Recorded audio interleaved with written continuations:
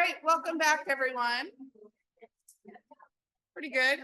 Okay, I hope everyone had a chance to stretch your legs, grab some coffee, talk to colleagues, and look at the beautiful art that was on display. Our first session, we're going to begin in just a moment, is focused on advancing knowledge and the field. This session will feature short and sweet presentations about research and learnings from recent studies and work in New Hampshire coastal communities. Our first speaker, Jayne Knott, we're privileged to begin with her insights as a leading expert in hydrology and climate change adaptation. Dr. Jayne Knott will share updated groundwater modeling insights, including saltwater intrusion exacerbated by rising sea levels. Please join me in welcoming Dr. Jayne Knott.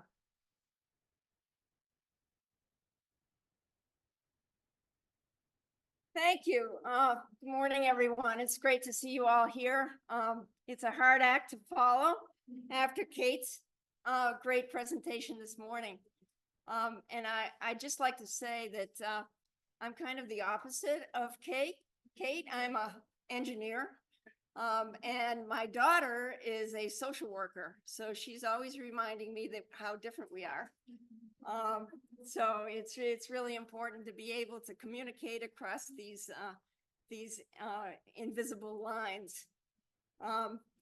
So today I'm going to talk a little bit about groundwater, and it's interesting that this is the first presentation of these short presentations, because typically groundwater is the last thing that we think about. It's out of sight, out of mind. And so I'm just going to, with this talk, ask you to think about groundwater and think about it when you're thinking about adaptation measures with sea level rise. So the title of my talk today is Groundwater Modeling and Mapping in New Hampshire's Coastal Zone with a Vulnerability Assessment in Portsmouth. And as was mentioned, my name is Jayne Knott. I'm the founder of JFK Environmental Services with the trade name HydroPredictions. And I work with Jennifer Jacobs. Some of you who have been here before have heard me talk about groundwater because I recently spent 4 years at UNH doing my PhD work. And that's what it was on, is really taking a look at sea level rise and how it affects groundwater. So I worked with Dr. Jennifer Jacobs, who's here, and Dr. Joe Sias at the University of New Hampshire.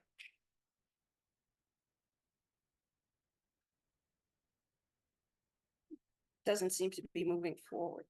I think computer.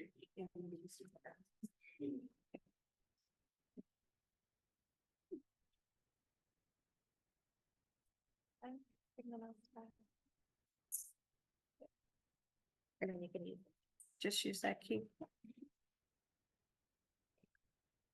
Okay, sorry about that. So this project focuses on groundwater, or the unseen water beneath our feet, and the changes that will occur with climate change and sea level rise to coastal groundwater.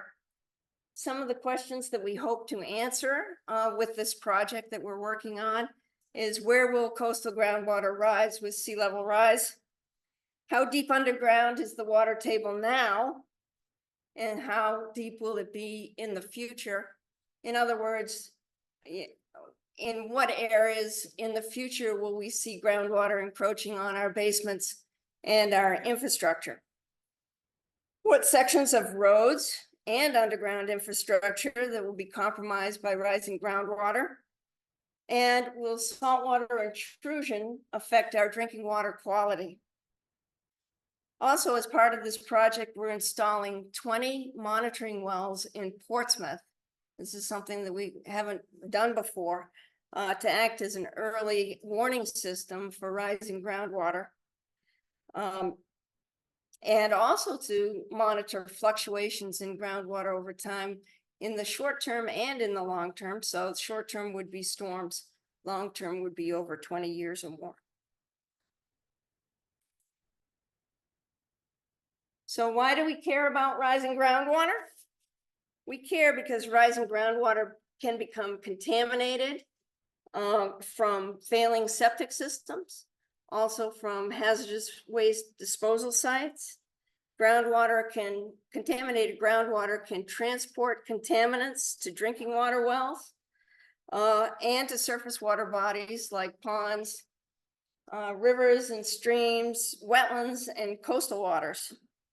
Rising groundwater can also weaken pavements and can affect underground infrastructure, as I've mentioned. The infiltration of saline or salty groundwater into sewer pipes can harm sewage treatment systems and can cause the backup of stormwater in some areas. Rising groundwater can also infiltrate basements, resulting in mold and moisture damage. This is a problem that has been brought to our attention here at the Strawberry Bank Museum, and you're going to hear more about that later today. So this project is a collaborative effort between the New Hampshire Department of Environmental Services, both the Coastal Program and the Drinking Water Bureau have combined on this project, and the City of Portsmouth. The City of Portsmouth has been very helpful, working with us closely on the placement of the monitoring wells, which we plan to install in October and the fall of this year. These wells will be installed on city property and will be maintained by the City of Portsmouth. We're obviously in this figure, you see HydroPredictions, that's my company, and we're also working with Jennifer and her consulting firm, which is Jennifer M. Jacobs and Associates. And the results of the study will be shared with the public through the UNH Coastal Viewer. Also, the study's funded by the New Hampshire Department of Environmental Services Drinking Water State Revolving Fund. So it's really funded by the interest in clean drinking water. As many of you know, the New Hampshire Coastal Flood Risk Summary Part 2, the guidance, presents information for New Hampshire coastal communities, planners, and consultants to use in planning for sea level rise and climate change, and for designing resilient projects. Section 5 of this guidance document talks about groundwater, and it helps the communities estimate future groundwater table depths. In some of the coastal communities, groundwater rise has been modeled and mapped, but in others, 8 in particular, they have not had their groundwater modeled or mapped, and they're finding it difficult to use this guidance documents. In addition, estimates of the current water table depth are really have not been easily available to municipalities and planners. This study proposes to fulfill these gaps, the gaps in information. This figure here on the left shows 20 communities. I'll use this, the 20 communities here. The groundwater modeling work has been done in phases. It's actually been separate studies for different reasons. So the first study, groundwater modeling study, was in this particular area. And the study was funded by New Hampshire Sea Grant. And it was really to look, it was the first look at sea level rise and how it affects groundwater and how that impacts coastal road infrastructure. What we did here was we used an existing model that was created by USGS, Thomas Mack of USGS. It was a model with only 3 layers. It was not a saltwater intrusion model. We just used it to simulate the effects of sea level rise on groundwater. The next study, the next groundwater study, was a study of Newmarket. And the purpose of that study was to look at drinking water. So we built our own model in this case, And it was a saltwater intrusion model, so it modeled groundwater flow, but also saltwater intrusion. And it was instrumental in bringing town water to the Moody Point area. So basically, the Moody Point wells are being contaminated by seawater. And so the plan is to bring town water out to Moody Point. The next study was Durham. And the focus of this study was to look at water quality. So the folks at New Hampshire DES and the town of Durham wanted to see the effects of rising groundwater on septic systems and also underground infrastructure. And this was a nice study that was done with the Stratford Regional Planning Commission. So the results of those two studies, those results are not on the coastal viewer. And at the end of this study, they will be. So the maps of groundwater rise and also depth to groundwater for these communities will be on the coastal viewer. This study will add to this whole modeling network. And we will model Rollinsford, Dover, and Madbury in a model, one groundwater model here. And we're also working on modeling Newfields, Exeter, and part of Stratham here. And then we're doing a high resolution model of Portsmouth and Newcastle. These new models will all consider saltwater intrusion. Here's a figure showing the Portsmouth model, and we have high resolution grids right in here. So the groundwater monitoring system, the proposed locations are shown by the black dots on this figure. So basically you can see we have some close to the coast and then moving a little back from the coast in downtown Portsmouth. And these wells will be about 20 feet deep. And they will be monitored with long-term groundwater level monitors and also real time. So we'll be able to keep track of how groundwater is changing with heavy rainfall and storm events, as well as the long-term monitoring of groundwater levels over time.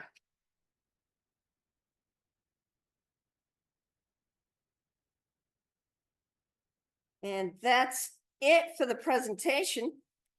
However, I would like to conclude with 3 thoughts. The first one is when you're planning for the effects of sea level rise, don't forget groundwater. Many cases when we think about sea level rise, the first knee-jerk reaction is, well, let's build a seawall. We'll keep the water out. But seawalls obviously don't stop groundwater from rising behind. And so also seawalls can cause problems with getting fresh water out of an area. And the second point is you've heard the statement, think globally and act locally. I'd like to change that a little bit and say, think globally, act regionally. So I've just shown you these multiple models that we've been building. And this project now kind of brings them all together. But we need to be thinking regionally. Obviously, municipal borders aren't hydrological borders. And we all need to be dealing with these issues together. And that's the third point, work together and learn from each other. So that's it. Right now, I'd like to open it up for questions if you have some, but mainly I'd like to hear from you. Do you have issues with groundwater now that you want to share? Do you have sump pumps that are working more frequently in the heavy rainfall? How often does your sump pump run? Are there septic system issues in your neighborhood? Are there water quality issues in some of the beaches and inlets that you want to talk about? Where is this happening? And what about your drinking water? You know, when we talk about groundwater, I'm a groundwater hydrologist, so I think about groundwater all the time. But for people, we can ask the question, do you think about your drinking water? Do you think about your water quality? Do you think about the health of your ecosystems? All of this is related to groundwater. So with that. What?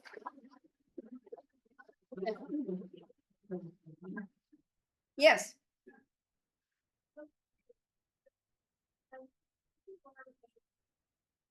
Does seawater intrusion push up the groundwater, or are we talking about groundwater rise just from more rain?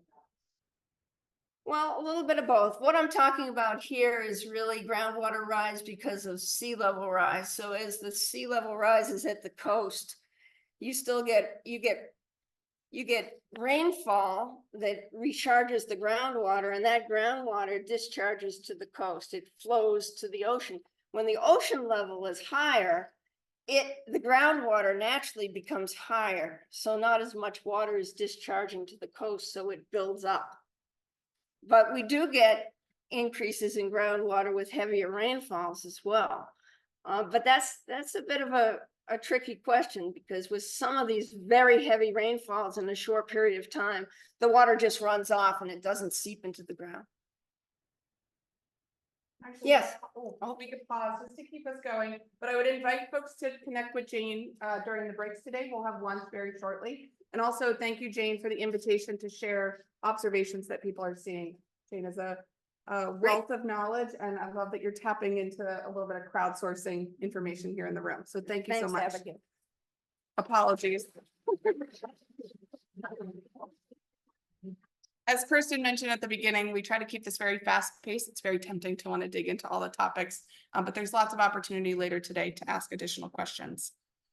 Next, we're joined by two speakers, coastal resilience and habitat specialist for the New Hampshire Department of Environmental Services Coastal Program, Aidan Berry, and Tom Bassett, a resident representative to the Coastal Hazards Adaptation Team in Hampton and neighborhood liaison to the Flood Ready Neighborhoods Program for the Meadow Pond area. Please welcome Aidan and Tom.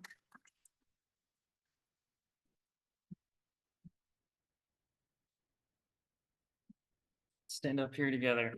Good morning, I'm Aidan Berry. I'm with the DES Coastal Program, and this morning we really want to highlight this collaborative effort to address a specific coastal hazard. That hazard is the tidal flooding that occurs in Meadow Pond, located in Hampton. DES, we've been a part of this effort for about 2 years, collecting water samples for water quality. But also involved in this project is the residents themselves, the town of Hampton, Coastal Hazards Adaptation Team, Flood Ready Neighborhoods. But the story really begins with the community itself. So I'll hand the mic over to Tom, who is a fellow speaker as well as a resident of the neighborhood. Thank you, Aidan, and the organizers of this conference. So to put us on the map, Meadow Pond is located at the northern end of the Seabrook-Hampton estuary. It's tidal influenced. It's turning into a mud flat at low tide and a shallow pond at high tide. Our neighborhood backs up to the eastern side of Meadow Pond and is just a couple of blocks to the west of North Beach.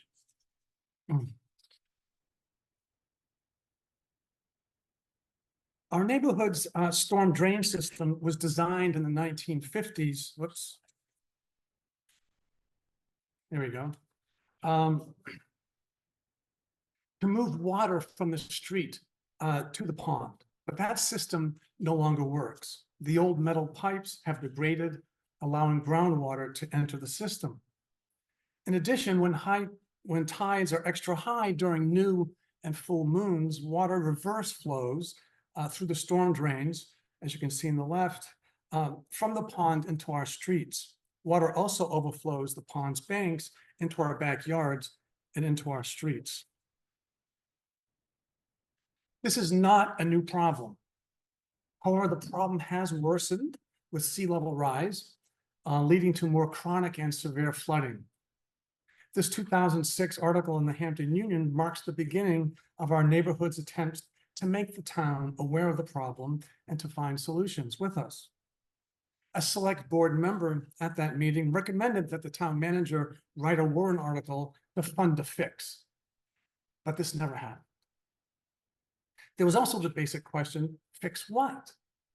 We had little idea of the dynamics of flooding and if there were any solutions to the flood problem. It took time, but our neighborhood began to organize to advocate for a study to understand the complexities of our flood problems.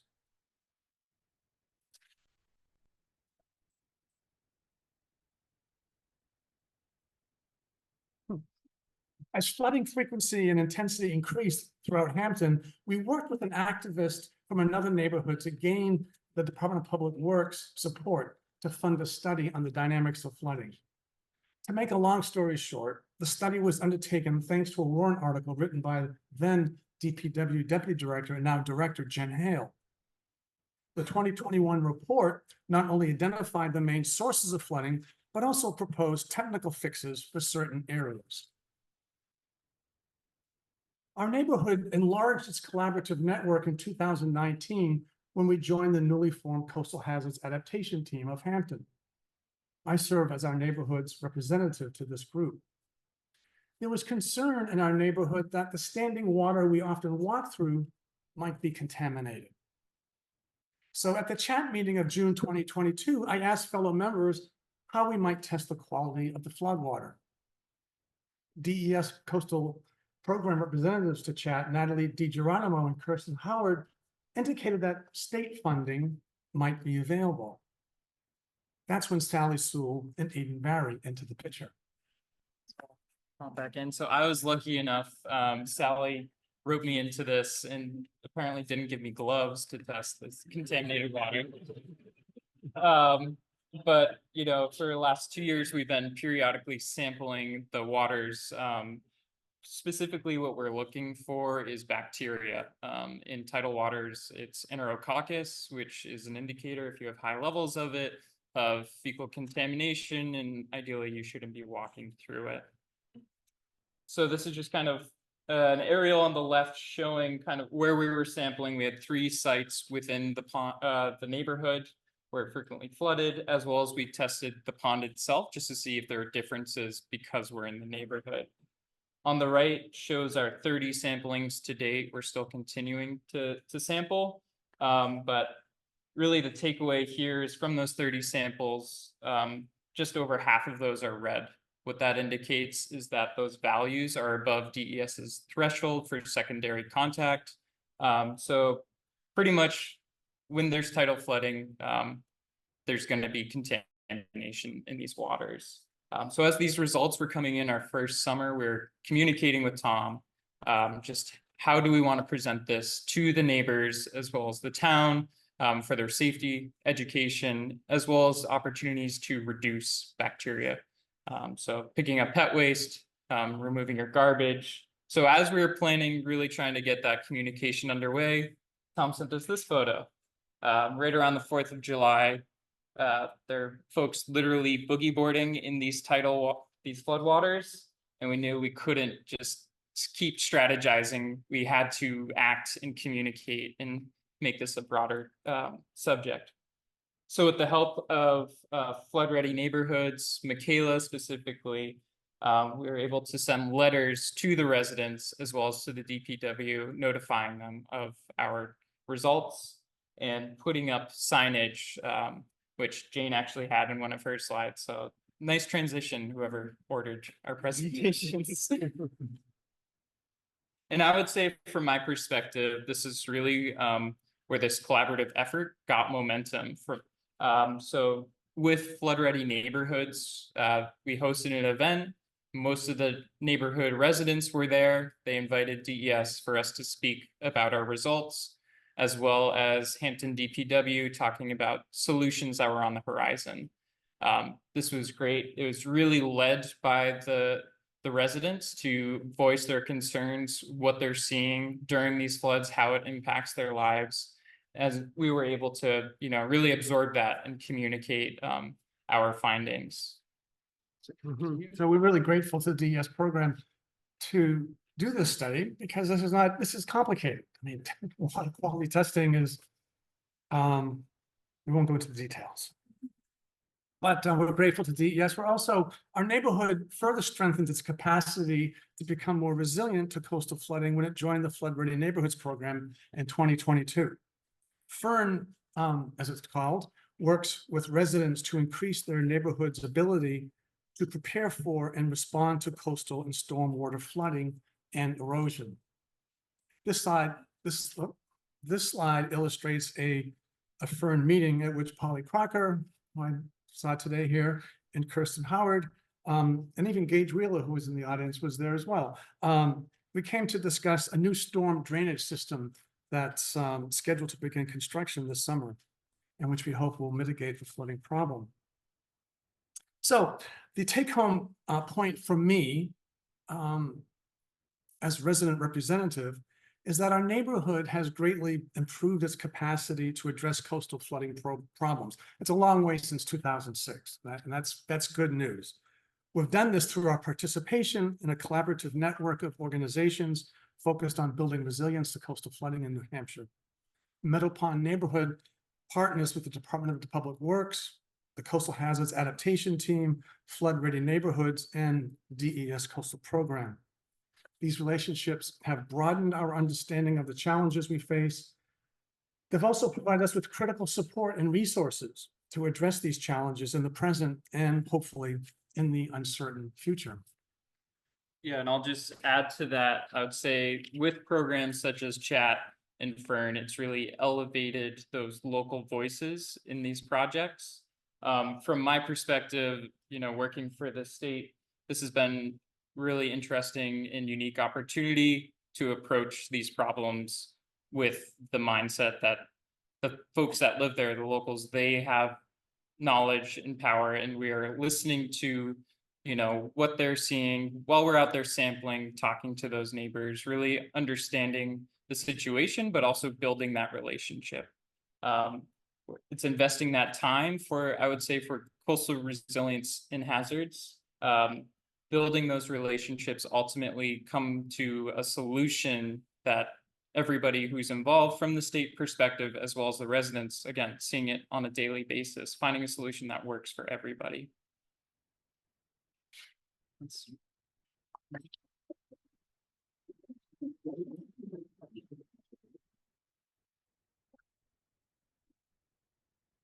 have time for one question. If anyone or comment.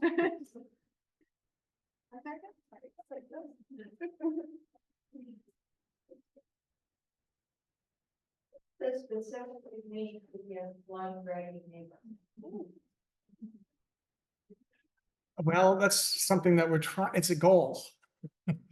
But it's a goal that, is achievable. I think the better organized we are and the better networked we are, that it will enable us to cope with the flooding issues that we're faced with. And right now we're faced with, on average, 5 days of flooding in our streets each month.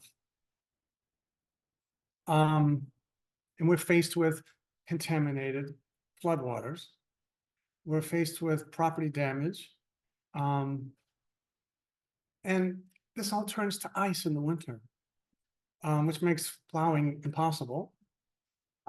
So there's a host of problems, the present that we're trying to deal with, and what we've so far, and there's the uncertainty of the future. We don't know what's coming. So for me, being a flood ready neighborhood is having a stronger capacity to address these problems, whether it's the town or the state, whoever will listen to us, and try to solve them. So it's an ongoing capacity building process that, we were already organized before Fern came into the neighborhood, but, it's brought to us resources and abilities that we didn't have that's made a difference. Can I add to that? Yes. Yeah, one thing that always blows my mind was during those really heavy rainstorms over the winter. I forget if it was this year or last year. ran into somebody who works for DPW who was doing some plowing by Meadow Pond. And he was there during the heaviest of the rains and the flooding. He said the water was basically up to the wheel of whatever massive construction vehicle he's using, but was basically to my hip in the middle of the street. It was crazy flooding. But also looking at the schedule ahead, I believe Kirsten and Abigail are talking more about the Flood Ready Neighborhoods program in one of the later sessions.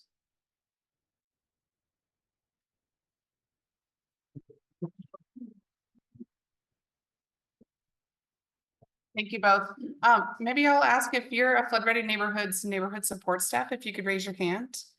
And if at any point today you have questions about the program, you will hear from Allison and Kristen later, but we're happy to talk about it a little bit more over lunch.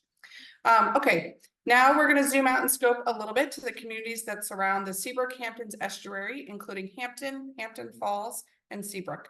Our next speakers are from the Seabrook-Hamptons Estuary Alliance, or SHEA, and they will share results from a recent economy and flood vulnerability report that provides a snapshot of the potential fiscal impacts from sea level rise and storm surge. Please welcome SHEA President Jay Diener and Executive Director and Project Lead Rayann Dionne.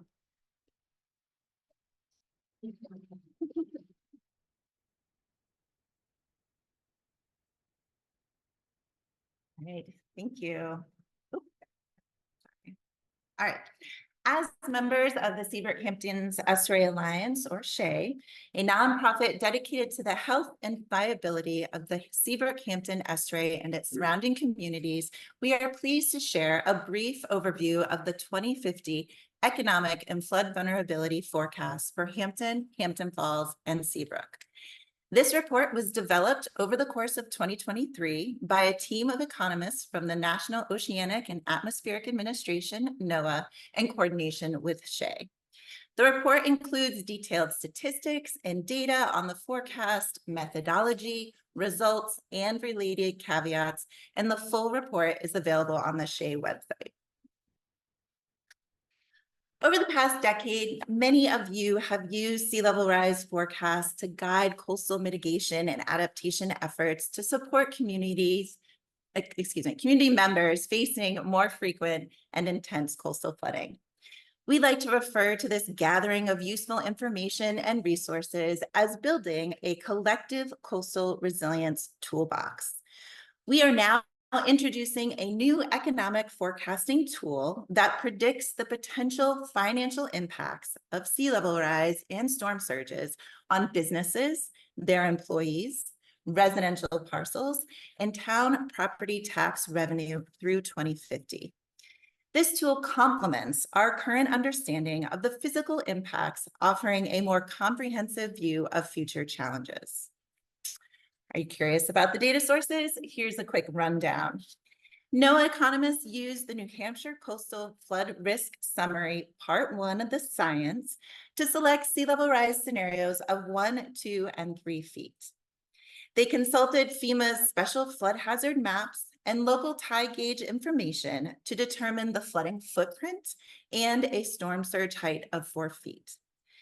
Various business tools, such as the Esri Business Analyst, were used to identify and define different types of businesses and their employees. Businesses were classified as either marine or non-marine. Marine businesses are those that depend on being near the water, such as charter fishing operations and eating places dependent on a scenic view. Finally, residential information was based on the 2021 tax parcel data from the New Hampshire Department of Revenue alongside each of the town's 2023 property tax rates. This data allowed us to analyze trends for all 3 towns collectively and individually to better understand local impacts. Due to limitations of publicly available data and privacy concerns, evaluations at a business or parcel level were not possible. So most of the findings we will discuss today pertain to all 3 communities.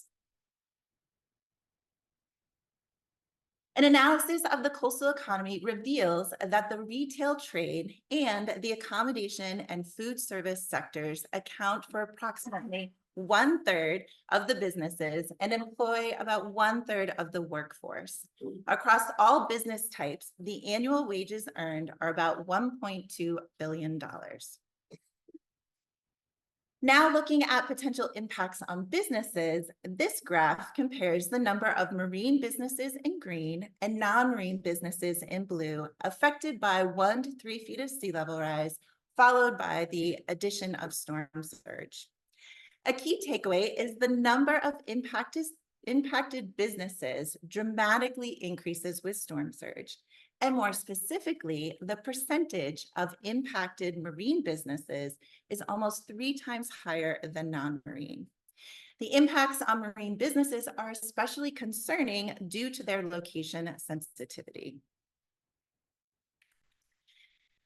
Since employee impacts are closely linked to businesses, this chart displays the top 5 business categories representing 75% of the workers affected by 3 feet of sea level rise plus storm surge.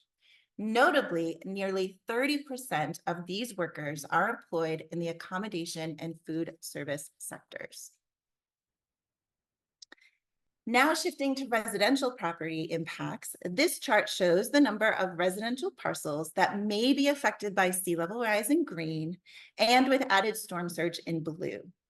With sea level rise alone, the number of impacted parcels range from about 1,700 to just over 3,000, with assessed values between $449 million and $869 million. When storm surge is added, the number of impacted parcels nearly doubles, and the assessed values range from $1.2 billion to almost $2 billion. Finally, we assumed that 1% to 25% of the flood-impacted properties would no longer be taxable, and we calculated the potential annual tax revenue losses in each town. For this table, we'll focus on Hampton, which has the densest development in flood-prone areas and the highest number of affected properties. This table shows at the low end, a 1% loss of properties impacted by 1 foot of sea level rise could result in an annual property tax loss of about $67,500. Whereas a 25% loss by 3 feet of sea level rise plus storm surge could mean a $6.4 million loss, or nearly 10% of the town's annual property tax revenue. Now I'll hand it over to Jay to discuss how we can use this information. Thank you, Rayann. First and foremost, this report is a conversation starter, just as the early sea level rise forecast started conversations. At first, people wondered, what does this mean? Is this data real? What are we supposed to do with this forecast? However, over time, people started to talk more and more about the forecast, and those conversations turned to action.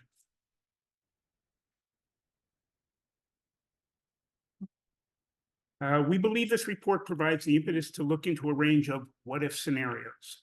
For example, how do we sustain a community's economy if a percentage of its businesses are significantly impacted by sea level rise? Where and how can the town's commercial sector be expanded so the town's economy remains robust? How will a community deal with the potential loss of housing stock due to significant and persistent flooding? Not only will that loss affect some current residents, but it will also reduce the options for prospective new property owners. Can we use this forecast as an incentive to explore innovative residential configurations? What about targeted increases in residential density? What would it mean to a community if annual property tax revenue is reduced by 5 to 10% in 25 years? Can the town continue to provide the same level of services to its residents? Are there services that can be regionalized to reduce costs? Giving consideration to these and other what-if scenarios can help communities be better prepared for when sea level rise starts to impact their economies. We've presented this report 3 times so far. At the end of the 3rd presentation, there was a robust discussion about the findings in the report, as well as the issues addressed in the what-if scenarios. The general consensus was that the report and its findings represent a real call to action that the town simply cannot afford to ignore. And that brings us full circle back to where Rayann started, with this economic forecast being a new and important addition to our coastal resilience toolbox. Thank you.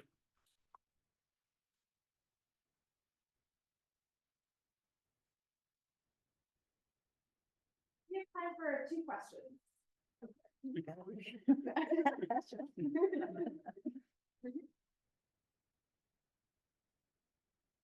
you, Jayne. Thank you, Lynn. Jayne said to 3 times of reporting, 3 times of reporting before you could get to the call of action of towns. They can't ignore this anymore. Could you explain, were some of those reportings before the last 2, December and January? Or was these storms that really were the had this damage that really caught their attention? And is timing one of the factors? Good question. The reports that we gave were all post-storm. The reason it took the 3 reports of these findings to get to the point where somebody said this is a significant call to action is because we didn't understand the first time we presented this that people were not going to be clear about what to do with this report. And in fact, the first time we presented it at the end of our presentation, and this was to a town select board, the first question we got was, what do we do with this? What do you want us to do with this? So we've refined our presentation and we've added discussion of suggestions for how to use this report. And I think that has given people some thoughts and some ideas about where they can take this important data.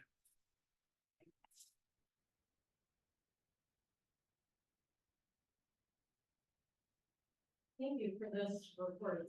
I love the way that you framed it and with questions, and it does raise a lot of what if scenarios. I'm wondering if one of the what if scenarios that we're thinking about or that has come up in discussion is about gentrification along the coast. And the idea that some of the impacts that you see in order to recover require development that is more expensive, that is more profitable for recovery of the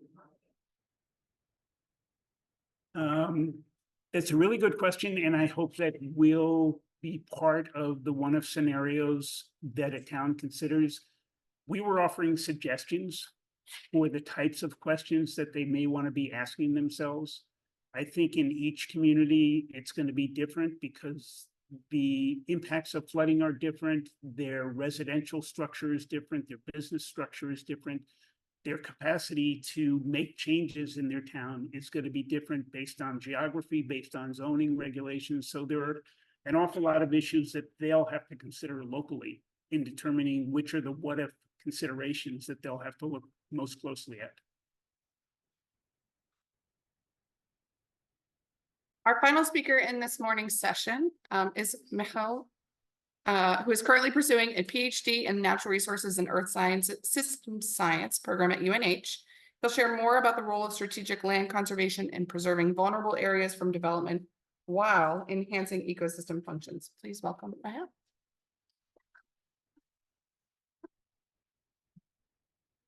Hello, my name is Michal Zahorik, and I'm a PhD student at UNH in the Natural Resources and Earth Systems Science program. So today I will talk about our research, qualitative research in New Hampshire's coastal watershed. So the main research question for this research was, how do New Hampshire's coastal watershed municipalities use land conservation to increase flood resilience? There were 2 main sub-questions for this question, and it was, how do institutional factors contribute to effective municipal conservation planning for flood resilience? And what the main barriers and opportunities to land conservation as a flood mitigation strategy are? So I was able to conduct in the past several years, 27 interviews with public officials from 23 municipalities within the coastal watershed. In most cases, they were Conservation Commission chairs, and in some cases also town planners and Agriculture Commission chairwomen. My secondary source of data were local documents. So I reviewed lots of local level open space related documents such as open space plans, local natural hazard mitigation plans, as well as chapters of master plans, specifically natural resources chapters of master plans, if that particular chapter was available in a master plan. So when we look at the communities that were included in this research, the conserved land ranges from 10% for the town of Seabrook up to 47% for the town of Durham in New Hampshire. But when we look at the indicator of how the municipalities are protecting flood storage and risk mitigation areas, the ranking looks slightly different. So as you can see on the right side of the slide, the dark part of the column represents the percentage of land in flood storage areas that was protected by the municipality itself, whereas the light blue represents other entities that protected that land within the municipality. So as you can see that from this chart is that a lion's share of the protection within the municipalities is done by other entities, not by municipalities themselves. And just to give you a general idea, about 23% of the flood storage areas are protected within the coastal watershed. And so just a little methodological detail. So these flood storage and mitigation areas, these priority areas, were identified by Nature Conservancy in 2016, and they were actually incorporated into the 2021 New Hampshire's Coastal Watershed Plan. So now they're part of the plan. And so whoever needs to use the plan can find those areas within your community. So we were interested in, so this is where our research comes in. So we're interested why some municipalities are more effective in land conservation planning for floodlands and some are less effective. So we looked at each of the community and we evaluated them based on 5 outcome variables. And based on this evaluation, we then divided them into 4 groups with the most evidence of effectiveness to the least evidence of effectiveness in their land conservation planning efforts for flood resilience. And then in the next step, we looked at the contributing factors. So we looked at 8 explanatory variables and their effect on the outcomes, on the effectiveness of land conservation planning. And we found that perception of flood risk mitigation as a priority was most closely associated with effectiveness. So that means that those communities that perceive it as a priority are most likely to be effective. However, we found that the perception as a flood mitigation as a high priority doesn't necessarily mean that those communities are protecting more flood storage areas. So for example, here's an example for the town of Hampton, they see it as a high priority and they have 15% of the flood storage areas protected versus the town of Newmarket that see it medium to high priority and protected 65% of their flood storage areas. So we argue that the reason for this is that there's this opportunistic conservation that happens, and that's why there's this disconnect between planning and actual implementation, so protecting the land. And as I spoke to a lot of the Conservation Commission chairs, they said that it is really the case that a lot of the land is protected through opportunistic conservation. Somebody is interested in protecting their land, they come up, and it's an opportunity that only happens once in a lifetime, and the towns just jump on it because it's an opportunity. So there is that where the disconnect is most likely coming from. So when we looked at land conservation priorities for the towns, we found that 87% of them had water resources protection as their conservation priority. However, only 17%, so that's 4 communities, had flood mitigation as their conservation priority. So that there is a low relationship between the perception of flood mitigation as a priority and actual inclusion of those priorities in their documents.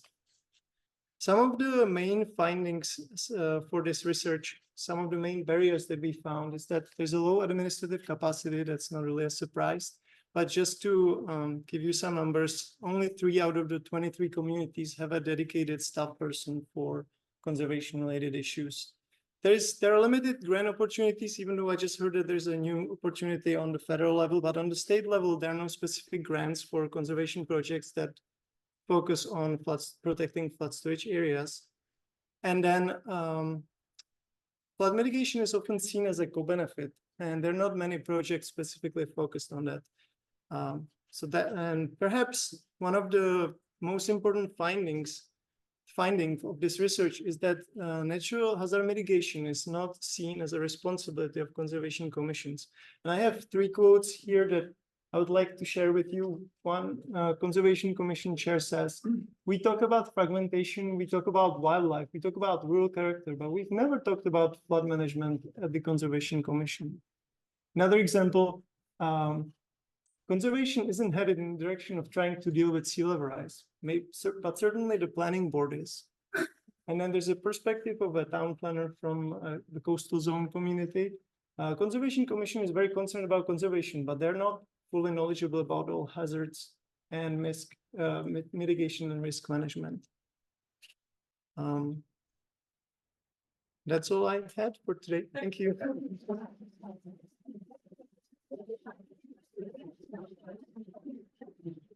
We have time for this one.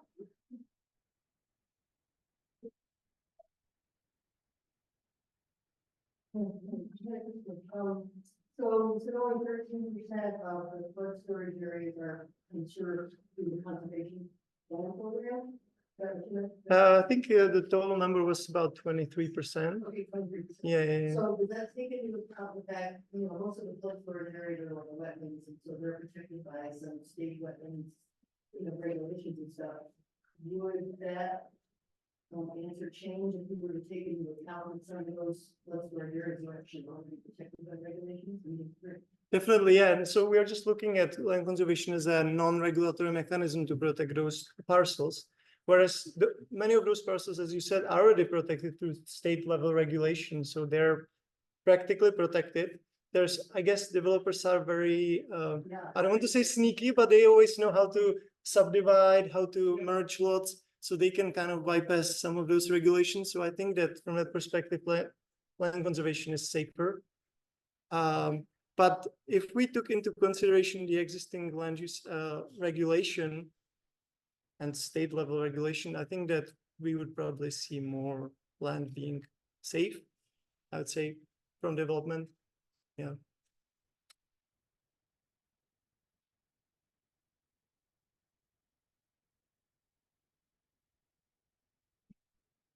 When you looked at the amount or the percentage of land that is conserved for flood storage and mitigation, did you take into account how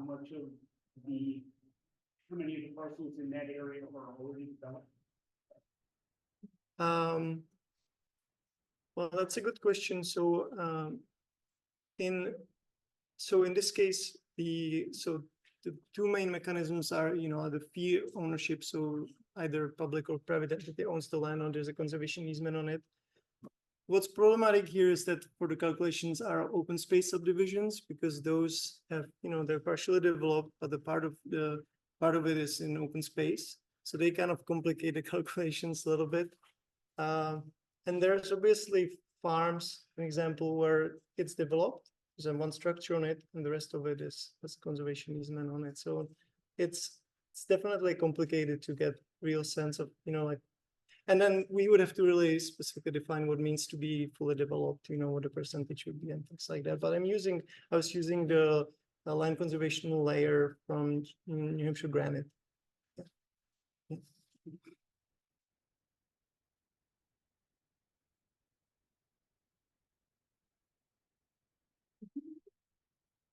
Hey, I was interested in your last slide, the quote from the conservation commissioner, we're into conservation and wildlife and habitat. Yeah. When you were doing your interviews, did you learn any of the other themes that motivate those conservation focused folks that aren't necessarily thinking about flooding? And are you thinking about how to kind of connect those two for them? Yeah, so I guess my dissertation is mainly focused on flood mitigation and flood risk management. So that was what I was interested in. But there are certainly lots of topics. I would say water quality definitely trumps flood mitigation in general. I think that in this specifically southern New Hampshire, water quality is more of a concern of people who are conservation minded. Groundwater, we just heard about groundwater, but flood mitigation and in connection to land conservation, maybe a little bit less so. Yeah. Yeah.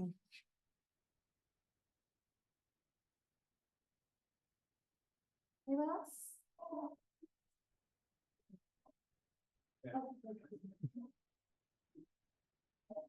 I guess one of your stats that surprised me a little bit was that 3 of the 23 commissions have somebody, working on this full time.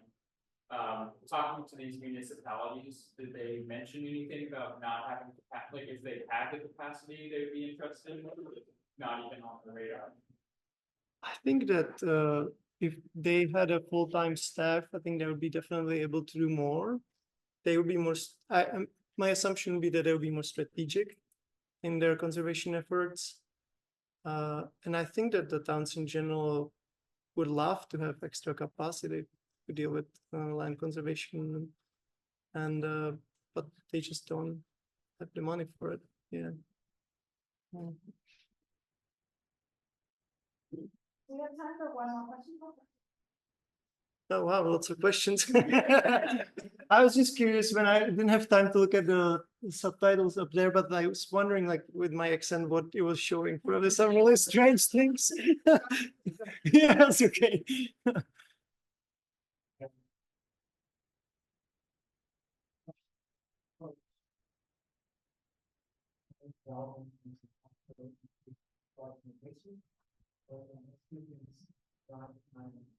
Right.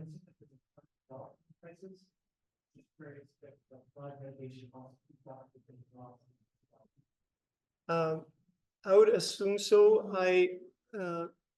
I'm primarily a social scientist, so I don't really talk about correlations that much. I feel because I'm using, qualitative data. So talking about correlation for me is a little bit, I don't feel comfortable talking about correlation necessarily. What I've observed is that certainly the and I didn't mention that, but this is the region of the state that's most rapidly developing. So there's a development pressure, and that's contributing to both the need to protect the land, but at the same time increasing vulnerability to flooding. So it goes both ways, like there's need to protect, but at the same time there's increase in vulnerability. So I think a lot of things are maybe combined here. But this is something, like that I don't feel like I can speak as eloquently as some maybe other people can. Yeah.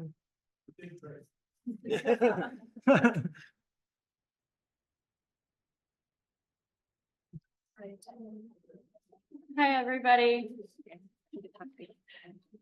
My name is Tori, and I use she and her pronouns. I'm here today as the moderator for this panel and as the Flood Ready Neighborhoods program coordinator. But I also consider myself an artist. I am an amateur painter and wood burner. I have a yoga practice, and I recently started learning to dance. I believe art is how we understand ourselves in the world around us. This year, we made a concerted effort to include art in the Climate Summit, both in this space and now in conversation. I would encourage you to check it out if you haven't already. Art is individual and collective.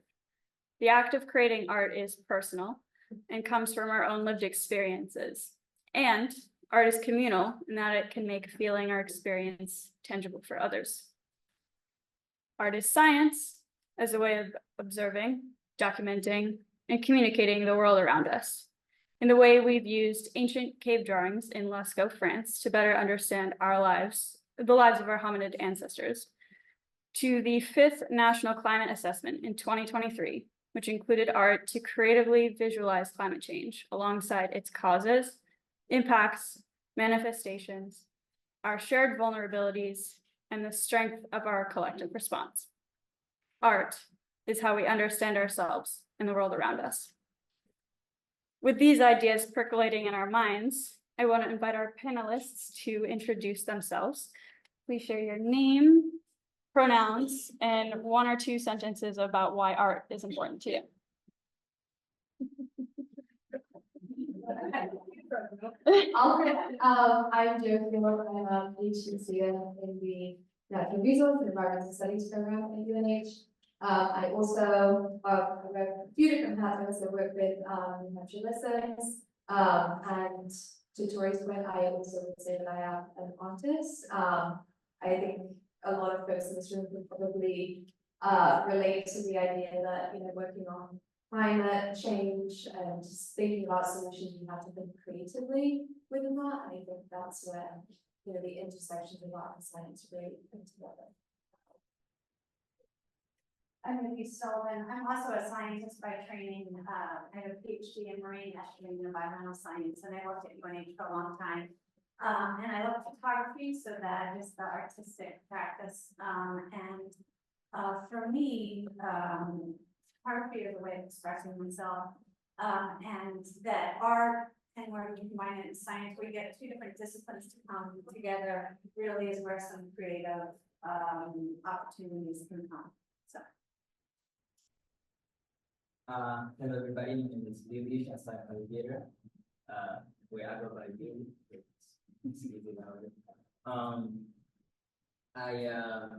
I'm working with Dr. Brady in community resilience social equity lab, and 1 to 2 sentences like It's a big question.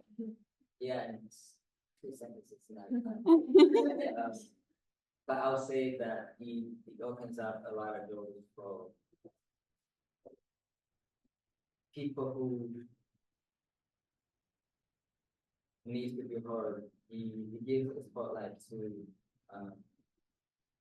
those who need to voice themselves and show the expressions, like how they feel in ways that they can't put to words. It breaks the silence. As humans, we feel our life with meaningless conversations because we are really afraid of silence. That's why we have the weather talk. Today was really nice outside. So art is like that for me. It breaks the silence. Yeah, that's 2 words. I love that. I resonate with that a lot. To start off with, Elise and Joe, your art is being displayed here at the Climate Summit today. Can you tell us more about what prompted you to create these pieces, what your process was like, and any impacts that these pieces have had on you? So I have the posters that are over here on the wall, and it started with the Rising Tide photo contest that Paul puts on. I had seen it for several years, and so this year I was like, I want to do that. And so I spent at least 4 or 5 times I walked the coastline when there was no king tides and some pretty substantial storm events. And I just photo documented what I was seeing, and frankly, it was far worse than I thought it was. And as a scientist, I really was called to, you know, this is serious, and we need to be talking about it more. Anyway, so 2 of my photos were picked as winning not winning, but as part of the whole thing. And what was so fun to me about that fall photo contest, I was like, this is such a brilliant idea. You get people out there seeing the problem. The voting was by, you know, your friends had to vote, so then you had more people exposure. So I thought that the idea of the photo contest was so great. But when I actually saw it up on the wall of the 10 photos that won this year, or you know, chosen, I found it depressing. And so that's where this then jumped from, was I think with the visuals, you can get people's attention, but really you need to go a step further that talks about the details. So this is an interactive thing where you go up, and on the left side is what you've seen before. On the right side is some solutions, and you're voting. Which 2 solutions would you put at your highest priority? Which 2 solutions would you put at your least priority? And I see this kind of thing possibly moving with the photo exhibit as it goes to different communities collecting data where, you know, I would assume a town like Hampton that has to deal with this really regularly, is gonna actually have different ideas around solutions than a town like Durham, where I'm from, and the awareness and everything. So anyway, so I hope during the course of this, you go up and you actually vote on this. And I'm curious if people have, you know, who out there would the data be valuable for? Anyway, so the process was thinking about, I think one of the big things was for me, I talked to Brianna O'Brien at the town of Hampton, to really get, what are solutions, I'm sure there's more, how to word that, and, different members of the call were also really helpful. So the process involved getting help from people that were coming up with solutions to figure out what to put as options. I will try and keep this brief, but the process for me, it really came from the question of how do I ground myself in the work that I do. So my research focuses primarily on extreme heat. And my entire life I've lived in places that are pretty temperate by nature. And there's so much nuance in how we think about heat. It's very different from coastal issues in that we don't see it. It's very visual feeling, and it's primarily a health problem rather than an infrastructure-based problem. And so the way that we think about solutions to address it would need to be different to other climate-related impacts, I think. And so I wanted to think about, like, all the places that I've lived in the course of my lifetime, how have I been affected by heat in ways that I might not have even realized. And so I'm the kind of big comfortable wall hanging in the middle there. And it's basically from left to right a timeline of my life, the places I've lived. Each bundle that you see there it corresponds with a different year, and the summer months of those years. And then the different colors correspond with how much warmer or cooler than the historical average that month was in the place that I lived at that time. And I think the process for me, it started out as just like a spreadsheet, and I wanted to make something that I could tell my story. You know, when I go into communities and I have conversations with people who are grappling with heat in their communities, it's not a way to say to relate to that, but I think it's a way for me to ground myself in. We are all affected by this issue in very different ways, and so it's my kind of visual storytelling of that. Beautiful, thank you. And for Billy, in your role with the Community Resilience and Social Equity Lab at St. Anselm this summer, you're learning a lot about how games, zines, and other art forms can be examples of climate resilience. And can you talk a little more about that? Yeah, I have a lot of notes, but I'm not going through them. Since everybody's speaking in the high. Throughout the summer, I've been doing a research on climate change, sleep hygiene, multi-story in the youth, and through that we have this museum component or like camp component to it that we are looking into how we can try to make the community be more involved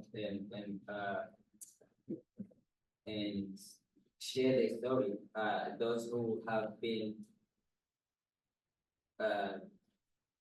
those who experience heat event or like a climate disasters, and through zines, I found out that you can really say how you feel. You can share your story, which humanizes the issue.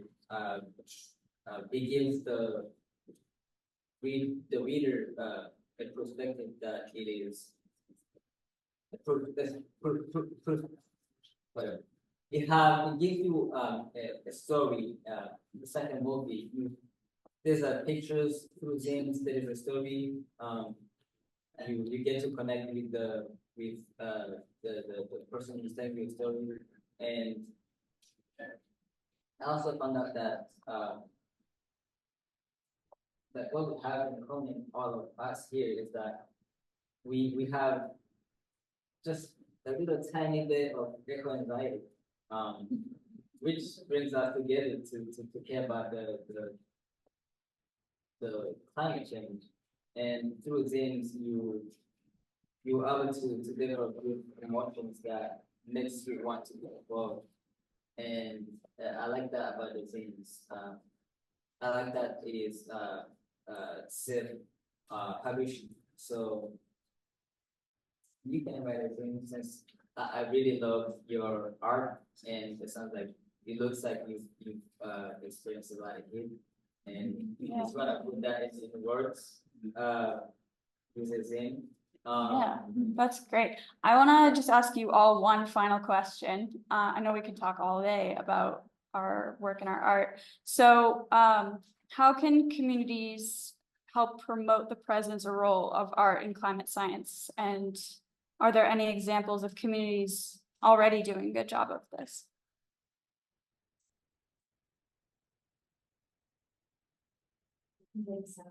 Sure.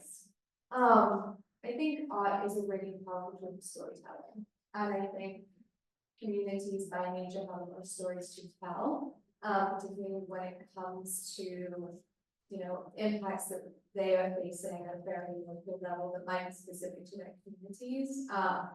And, we could talk about something like flooding, for example, but you might not hear the story if you're looking at the data and the numbers. You might not hear the story of how, particular individuals in the community who might be more socially vulnerable might be dealing with those impacts on a completely different scale to others in their neighborhood. And so I think art as a way of telling stories is really where the power lies for me. And I think communities, especially, they are made up of a diversity of people who think in all different ways. And I'm sure in every community there are artists, by and large. And so I think leveraging that power to tell stories through art is a way that communities can really harness that.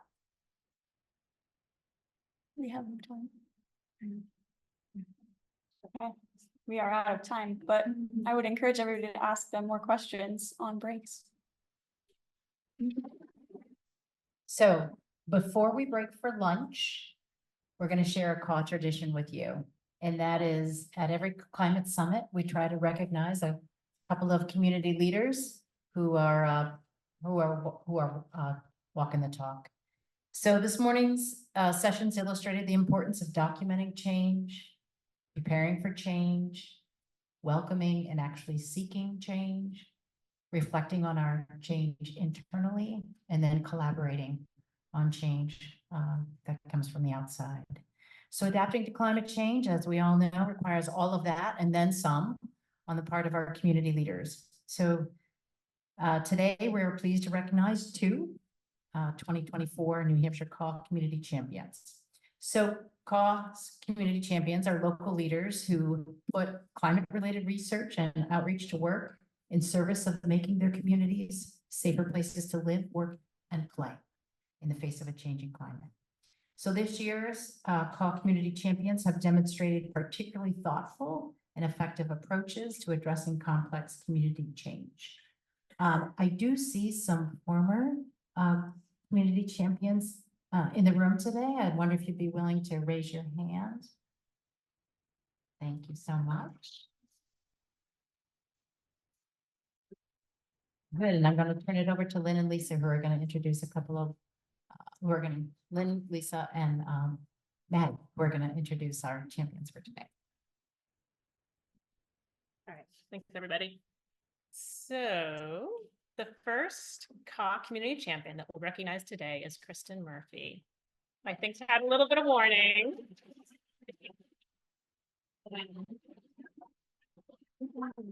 So we actually wanted to just invite everybody who has either worked with Kristen or consulted with her on something to just raise your hands. Because I'll say there were a lot of people competing to be the one up here introducing this award for you, Kristen. You've got a really kind of expansive and diverse network that you share really generously. And I can, a personal story in working with the Flood Ready Neighborhoods project, Kristen was instrumental in opening doors for us and letting us kind of get to know residents that we continue to work with. Lisa and Tracy and I all work there. So just so much gratitude for that. So to us, Kristen really exemplifies the CAW guiding principle of creating community. And part of the reason that Kristen is such a powerful bridge builder is that she's active in both the community where she works and the community where she lives. So she is I can get it right here, Conservation and Sustainability Planner for the town of Exeter. And she's also on the Open Lands Committee and the Conservation Commission in Dover, where she lives. So she really knows how to, think outside the box and work across boundaries, which have kind of been a real theme here for today. And as I can personally attest as well, Kristen is an oft-requested advisor and contributor to projects that are relevant not only for Exeter, but for other communities within the coastal watershed. And she's participated in or advised on regional projects, including the Eelgrass Resilience Project, Flood Ready Neighborhoods, the CAW Path to Resilience, Great Bay 2030 Engagement and Stewardship Work Group, and some of the subgroups within that, just to name a few. And Kristen is also, I'll say, a really valued member of this CAW community. She's a contributor to CAW Talks, a peer-to-peer learning cohort of coastal community leaders that's focused on building climate resilience. And I'll also share that she's got a real knack for kind of gently reframing challenges as an opportunity, which seems to really kind of let people kind of let down their guard and really kind of think more creatively. And I'll also attest that Kristen's also one of the reasons that we're trying a few different kind of green practices here around our hosting, partly because she asked me some very gentle questions at the end of a meeting recently when there was a little too much plastic being used. Thanks, Lynn. I'm Lisa Wise, and I've had the pleasure of knowing Kristen for several years now. And Kristen is known and admired for her consistently positive, collaborative, and professional approach on a really wide range of topics that never ceases to impress me. Her work spans from land use planning, natural resource management, sustainability and energy, stormwater management, reduction of single-use plastics, floodplain management, public engagement, and more, I'm sure. So although we only see a small fraction of Kristen's work, it's clear that Kristen embodies the CAW guiding principle of catalyzing action. Kristen has led or collaborated on innumerable efforts for the town of Exeter. Her local knowledge, strong relationships, and experience with planning, policy, and permitting improve the likely success of those projects. From the Sea Rise Vulnerability Assessment back in 2017, a climate open house in 2018, the Exeter Water Trail, an all boards climate forum in 2020 with Exeter that Kristen then helped bring to Dover in 2022, various land protection and stewardship projects, improvements to planning and zoning, and then recently standing up Exeter's Sustainability Advisory Committee. So to sum up, Kristen's resourcefulness and responsiveness also extend to her ability to access funding. She's received grants from the DES Coastal Program and the Piscataqua Region Estuaries Partnership, and successfully secured a Department of Energy grant for Exeter that's providing funding and support to manufactured home communities to improve energy efficiency. Kristen is a fantastic communicator, resource person, community builder, and catalyst for action. She's an example of a community leader who simultaneously strengthens knowledge, capacity, and connections in ways that benefit her community and all of us. We are very lucky that she is so generous. So please join us in recognizing Kristen Murphy as a 2024 CAW Community Champion. Right, so thank you. First of all, I must say when I got the email from Julia, I was like, what? Really? Me? Like what? Every time we connect as CAW, I'm completely in awe of the professionalism, the ingenuity, the community, the inspiration that we all share. And I thought, how could I really be in the, in the level of all of these colleagues?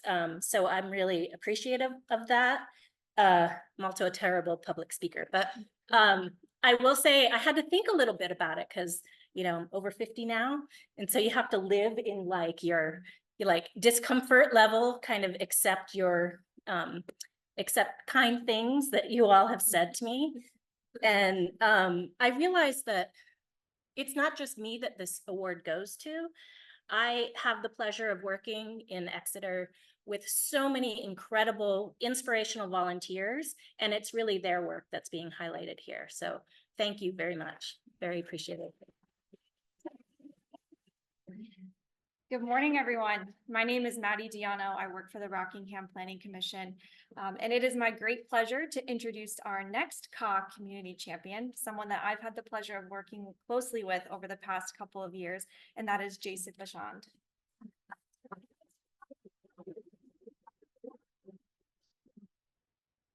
Jayne serves as the town planner for Hampton, where his thoughtful, dependable, and collaborative leadership is truly making a difference.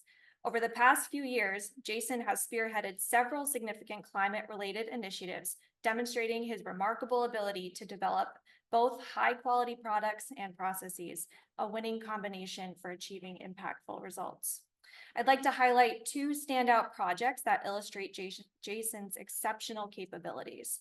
First, Jayne took the helm in developing Hampton's master plan with a dedicated effort to incorporate a coastal resilience chapter. Amidst the challenges of the pandemic, he secured funding from grants and town sources to support robust public participation. Through focus groups, surveys, innovative telephone techniques, and numerous meetings, Jayne ensured that the master plan genuinely reflected the views and perspectives of the community. This inclusive approach was instrumental in the plan's adoption in early 2023. Jayne's commitment didn't stop there. For the past 20 plus months, he has been diligently leading the Master Plan Implementation Committee, further advancing the adaptation strategies outlined in the Master Plan. His unwavering dedication is driving real progress in Hampton. In addition to his work on the Master Plan, Jayne has been at the forefront of developing new zoning regulations for the town that account for sea level rise. This innovative ordinance, now a first in New Hampshire, mandates that all new and substantially improved buildings be elevated based on sea level rise projections.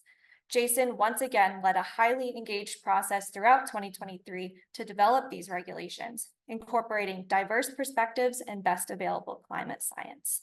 Thanks to Jayne's leadership, Hampton is now better prepared to face future climate challenges, ensuring greater safety and protection for its residents and structures.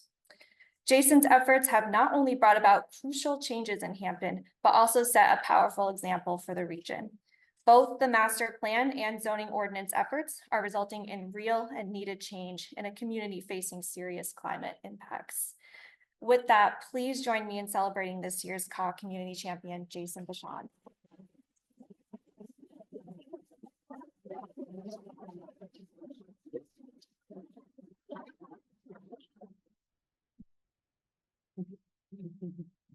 Thank you so much.